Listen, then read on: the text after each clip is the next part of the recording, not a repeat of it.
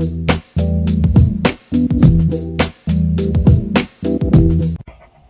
morning guys! Good morning! Welcome back to my channel. I'm Genevieve Borga and today atong i-review is ang BELO Sun Expert Tinted na sunscreen.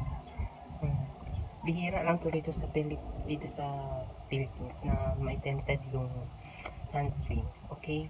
Hindi to siya foundation or BB cream. Sunscreen. Pero parang naka-foundation ka na daw, sabi nila. Yan. Naka-tube lang siya. Yan. 50 ml. May 10 ml. Yung maliit. Mga 100 lang yan. Ito, 449 pesos. Tapos, may SPF 50 PA++. Tapos, medium to deep yan. Medium to deep. Okay. Expiration niya guys, December 2020, tapos 50 ml. Ini-claim ng products. Even though yung skin tone, ma-consensitive ang fine lines, wrinkles, and others imperfections. Tingnan natin kasi madami akong scars. Scars anywhere. Yan. Scars. And may wrinkles na po.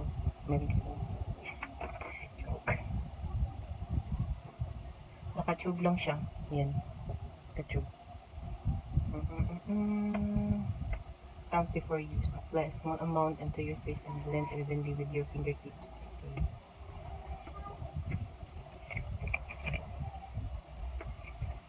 Guys, sunscreen din.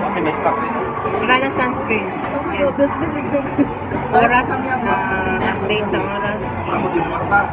Dahil ako nakalipag sa wala yun. Wala. Ulat yun. Kaya 4:23 ng hapon. Yan, wala na siya. Pero, kumapit siya sa skin.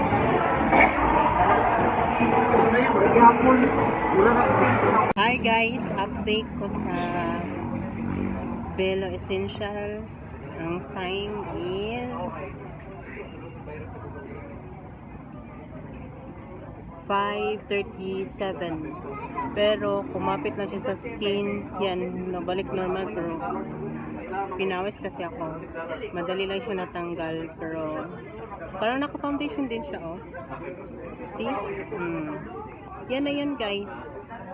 Oh. Yan.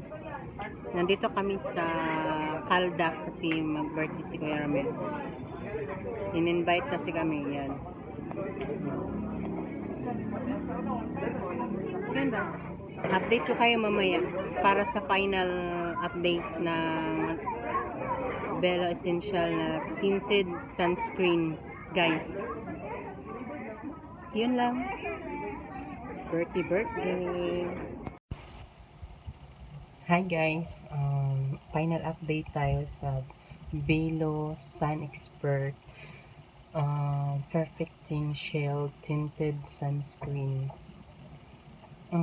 Okay yung SPF 50 PA++ ng sunscreen ng BELO kasi parang yung color na kanina is, di ba nagpipinkish yung pag first na apply ko siya sa skin, pero nagkatagal na yung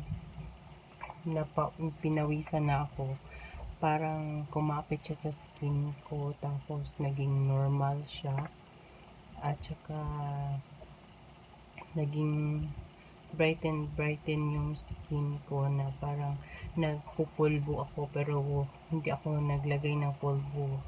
Tapos ano siya, yung mga kini-claims ng product dito is yung SPF 50 and PA++++, apat siya na plus, ensures broad spectrum protection against harmful UV rays, which is parang approve ako doon.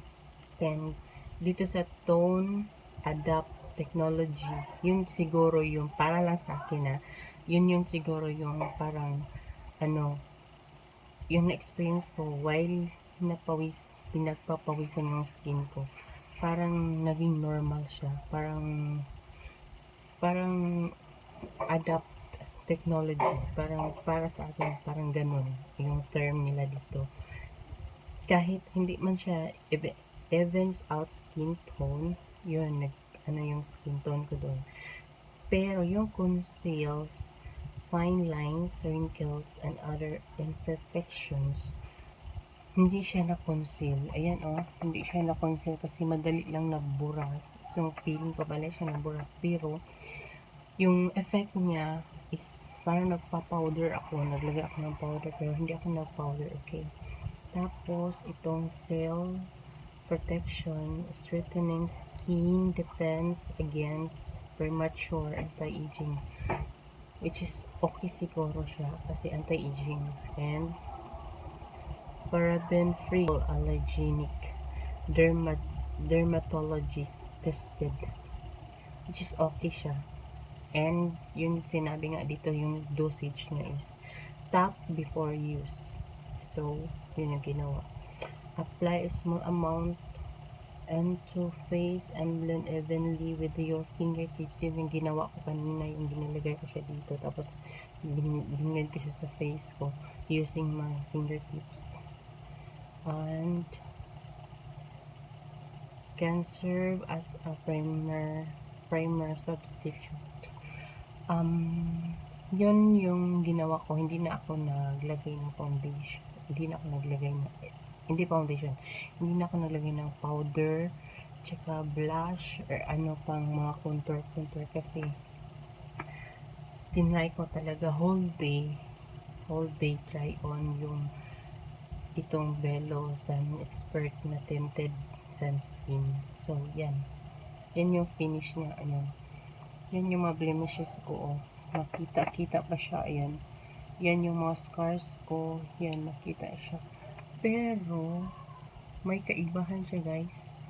Ayan, yung scars ko, kitang-kita pa siya. Ayan, yung mga discoloration sa face ko, yan. At saka dito, yan. At saka to, ayan, yan. Pero pag ganito lang kalayo, parang nagpa-foundation ka or nag-BB cream. Yun lang yung para sa akin, ha, kasi hindi naman talaga ako usually na gumagamit ng liquid foundation or yung full coverage talaga pag may lakad ako.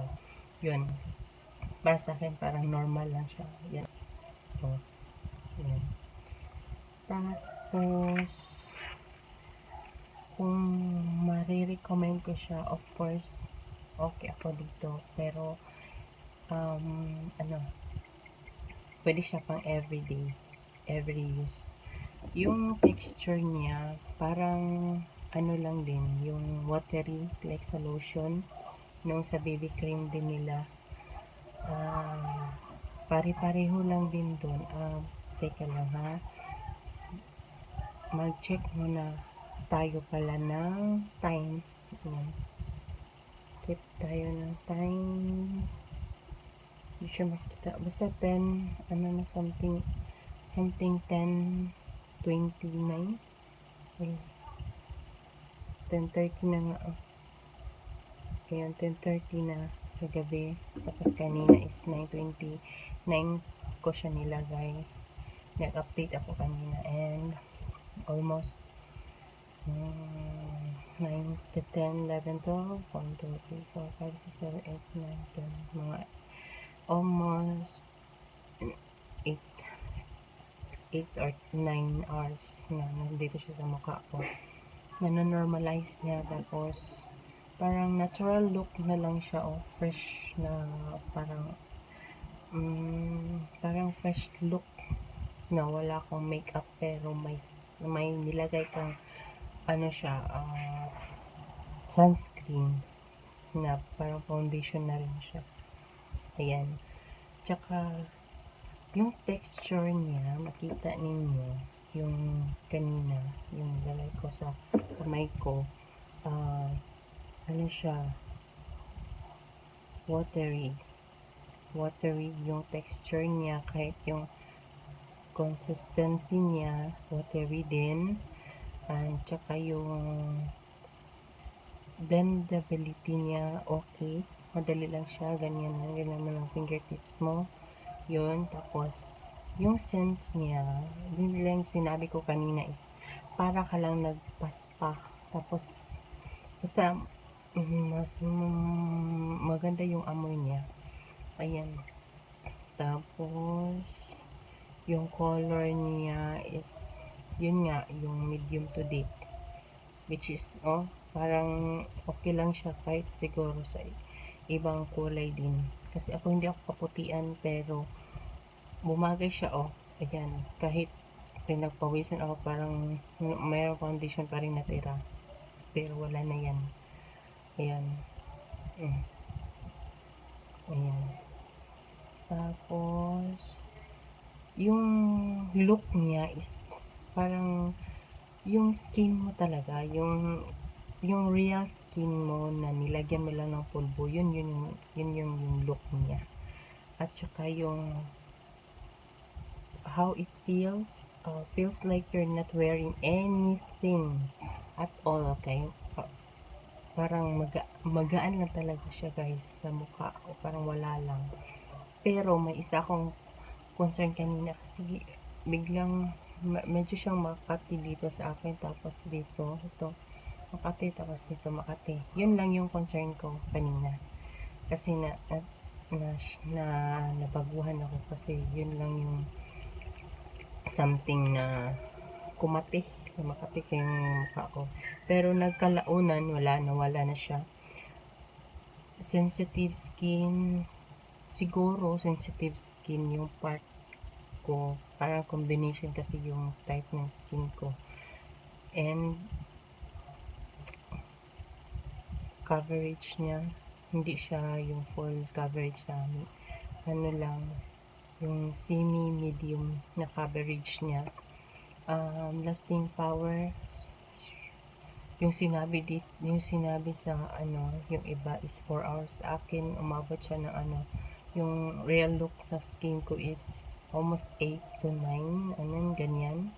Yun yung experience ko ngayon. Pwede din siya sa oily skin. Oily skin ako, pero hindi yung lahat na nag-oil up. Siguro combination din yung skin type ko, kasi kaya yun nga yung sinabi ko is biglang kumati. Yun lang yun. Tapos yun lang yan, guys, and marirecommend ko siya, of course. Yes, gagamitan ko siya hindi lang siguro everyday, pero dahil may SPF 50 siya and sunscreen nga siya, gagamitin ko siya, pero unti lang siguro yung ilagay ko sa face, kasi yung banda dito kumakati talaga ako, hindi ko alam yun, or sensitive lang talaga yung part ko dito. Yun lang yun, guys. Thank you sa pagpanood, and kung sino pa yung hindi nag-subscribe, please guys, please subscribe, and pakiclick din yung bell sa tabi ng subscribe, and para kung may bagong video ko, ma-notify kayo agad. And please comment down below kung ano yung next kung pwedeng ma-review and ma-recommend ninyo. And God bless everyone. God bless sa atong tanan. See you. Bye.